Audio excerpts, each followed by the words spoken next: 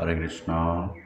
প্রিয় ভক্তবৃন্দ, আগামী 10ই বৈশাখ অর্থাৎ 24শে এপ্রিল বৃহস্পতিবার বরুথিনী একাদশী। বরুথিনী একাদশী বৈশাখ মাসের একাদশী বরুথিনী একাদশী। এই একাদশীতে আমরা জানতে পারব কোন পুরাণে এই একাদশীর ব্রত মাহাত্ম্য বর্ণনা রয়েছে এবং এই একাদশী পালন করলে কি ফল, মহাদেব এই একাদশী পালন করেছিলেন কেন, বা আর শাস্ত্র কি রেফারেন্স দিচ্ছে, কে কে একাদশী ফল পেয়েছে বা পালন করেছিল, এই বিষয়ে আমরা জানতে পারব। বৈশাখ মাসের কৃষ্ণপক্ষের একাদশীর নাম বরুথিনী একাদশী। এই একাদশী মাহাত্ম্য ভবিষ্যত্তর পুরাণে যুধিষ্ঠির কৃষ্ণ সংবাদে বর্ণিত রয়েছে। যুধিষ্ঠির মহারাজ কৃষ্ণকে এই প্রশ্ন করেছিলেন। উত্তরে কৃষ্ণ বললেন, এই একাদশী জগৎ বিখ্যাত, ইহলোক এবং পরলোকে বরুথিনী নামে জগৎ বিখ্যাত এবং প্রসিদ্ধ। কৃষ্ণ বললেন পরলোক এবং ইহলোকে, কৃষ্ণ বলছেন পরলোক এবং ইহলোকে এই একাদশী বরুথিনী নামে খ্যাত। এই ব্রত পালনে কী লাভ হয় না, সর্বদা সুখ লাভ হয়, পাপ ক্ষয় হয় এবং সৌভাগ্যের প্রাপ্তি ঘটে। যে সমস্ত স্ত্রীলোকের দুর্ভাগ্য সৌভাগ্য নেই বললেই চলে, সবসময় জ্বালা যন্ত্রণা দুঃখ কষ্ট লেগে থাকে, তাদের জন্য মোক্ষম ওষুধ হলো এই বরুথিনী একাদশী। বরুথিনী একাদশী ভগবান নিজে বলছেন। শুধু তাই নয়, ভক্তি ও মুক্তি ও সর্ব পাপ হরণকারী এবং গর্ভবাস যন্ত্রণা বিনাশ করে এই বরুথিনী একাদশী। এই ব্রত মান্ধাতা, ধুমধুমার আদি রাজারা পালন করে দিব্যধাম তারা যেতে পেরেছিলেন। এই ব্রত পালন করে মান্ধাতা এবং ধুমধুমার, আমরা বলি না কোন মান্ধাতা আমলের রাজা, দেখুন পুরাকালের রাজারা নিষ্ঠার সঙ্গে ভক্তির সঙ্গে এই ব্রত পালন করেছেন এবং দিব্যধাম তারা যেতে পেরেছেন।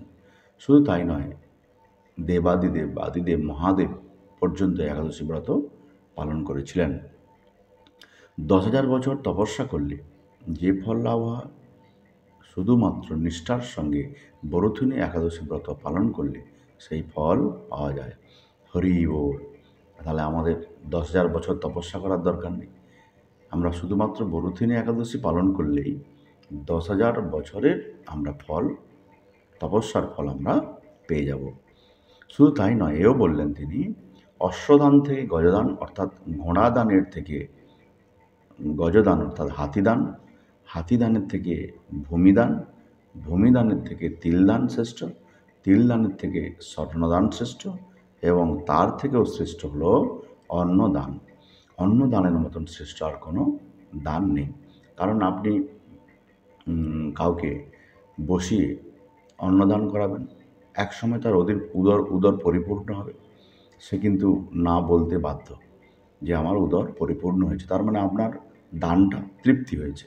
আপনি কাউকে পয়সা দান করলে, আপনি 100 টাকা দান করলেন, কিন্তু তার তৃপ্তি সে নাও হতে পারে, আরও আকাঙ্ক্ষা থাকতো, হয়তো বেশি পাওয়ার আকাঙ্ক্ষা থাকতে পারত, 500 দিলে ভালো হতো, 200-400 দিলে ভালো হতো। কিন্তু যখন আপনি অন্নদান করাবেন তখন কিন্তু তার উদর পরিপূর্ণ হলেই তাকে বলতে বাধ্য যে থাক হয়েছে, আপনি তখন সাকসেস পাবেন। এই হচ্ছে অন্নদান শ্রেষ্ঠ। পণ্ডিত লোকেরা অন্নদানের থেকেও আবার কন্যাদানকে সমান বলেন। স্বয়ং ভগবান বলেছেন, গরুদানের থেকে অন্নদান আবার শ্রেষ্ঠ, সমস্ত প্রকার দানের থেকেও আবার বিদ্যাদান শ্রেষ্ঠ। বরুথিনী পালনে বিদ্যানের সমান ফল লাভ করা যায়। বরুথিনী একাদশী যারা পালন করবে, বিদ্যা দান করলে যে ফল লাভ হয় সেই ফল পাওয়া যায়। শুধু তাই নয়, যে ব্যক্তি স্বর্ণ অলঙ্কার সহ কন্যা দান করেন বা কন্যাকে বিবাহ দেন, তার হিসাব চিত্রগুপ্ত পর্যন্ত রাখতে অসমর্থ হন। হরি বল। যে ব্যক্তি কন্যা দানের সঙ্গে সঙ্গে স্বর্ণ দান করেন, সে ব্যক্তির পাপের হিসাব চিত্রগুপ্ত রাখতে পারেন না, এমনই তার পুণ্য। তার পাপের কোনো হিসাব নেই, সব পুণ্যের হিসাব চিত্রগুপ্ত রাখতে পারেন না, অসমর্থ হন।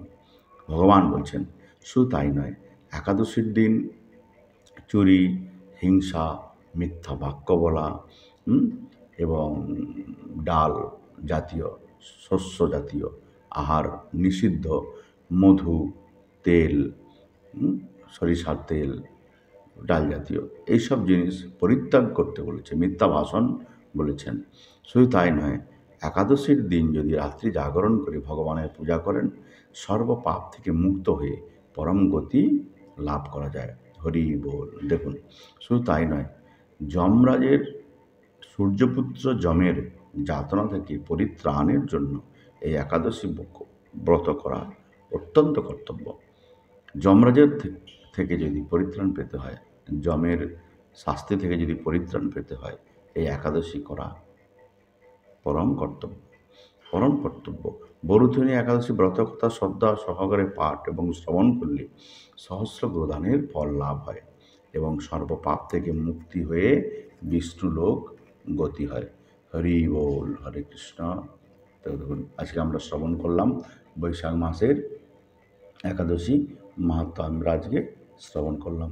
আপনারা সবাই ভক্তি সহকারে এই একাদশী ব্রত নিশ্চয়ই পালন করবেন।